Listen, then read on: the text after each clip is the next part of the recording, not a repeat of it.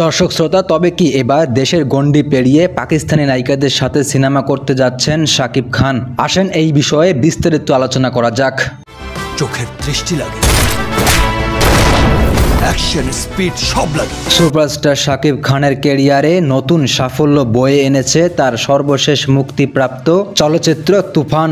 চলচ্চিত্রটি শুধু দেশেই নয়, দেশের বাইরে 16টি দেশে বাজিমাত করেছে। তুফান পোষ মানে না, পোষ মানায়। আন্তর্জাতিক অঙ্গনে ব্যাপক প্রশংসা কুড়িয়েছে সুপারস্টার শাকিব খানের আলোচিত এই তুফান সিনেমা। পেয়েছে ব্যবসায়িক সাফল্যও।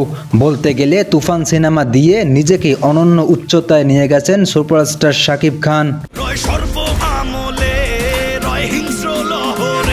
সম্প্রতি দুবাইয়ের গোল্ডেন ভিসা হাতে পান শাকিব খান। গোল্ডেন ভিসা হাতে পাওয়ার দিন শাকিব খান দুবাইয়ে মুখোমুখি হয়েছিলেন পাকিস্তানি এক ভেরিফাইড ইউটিউব চ্যানেলের। সেই সাক্ষাৎকারে শাকিব খান জানান তিনি পাকিস্তানি অভিনেত্রীর সঙ্গেও কাজ করতে আগ্রহী। শাকিব খান জানান আগেও পাকিস্তানি অভিনেতা অভিনেত্রী বাংলাদেশের সিনেমায় কাজ করেছেন। এ সময় তিনি অভিনেতা নাদিম শবনমের কথা উল্লেখ করেন এবং বলেন সুযোগ হলে পাকিস্তানের অভিনেত্রীর সঙ্গেও কাজ করব। শাকিব খান এও জানান সম্ভব হলে পাকিস্তানে ঘুরতেও যাবেন তিনি। দর্শক শ্রোতা, শাকিব খান যে এখন শুধু বাংলাদেশের নায়ক এমনটা কিন্তু নয়, তিনি পুরো ওয়ার্ল্ডের একজন জনপ্রিয় নায়ক হিসেবে পরিণত হয়েছেন। শাকিব খানের সিনেমা মানেই সুপার ডুপার হিট, তাই তো এখন নিজের কাজ দিয়ে দেশ বিদেশ থেকে খ্যাতি বয়ে আনছেন সুপারস্টার শাকিব খান। তবে সুপারস্টার শাকিব খান তার ক্যারিয়ারকে একদিনে এই জায়গায় নিয়ে আসতে পারেননি। পুরো 25 বছর ধরে একের পর এক সুপারহিট সিনেমা দিয়ে আজকের এই অনন্য উচ্চতায় সুপারস্টার শাকিব খান।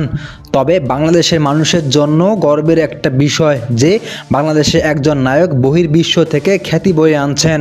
বর্তমান বাংলাদেশের মধ্যে নাম্বার 1 সুপারস্টার বলা হয় যাকে, তিনি হলেন শাকিব খান। তার সিনেমা দেখার জন্য দর্শকরা সবসময় মুখিয়ে থাকে এবং তিনি প্রডিউসারের জন্য একমাত্র আস্থার জায়গা। কেননা শাকিব খানকে নিয়ে সিনেমা করলে সিনেমা করার যে কস্টগুলো খুব দ্রুতই উঠে আসে। তো যাই হোক দর্শক শ্রোতা, দেখা যাক শাকিব খান কবে পাকিস্তানি নায়িকাদের সাথে কাজ করেন।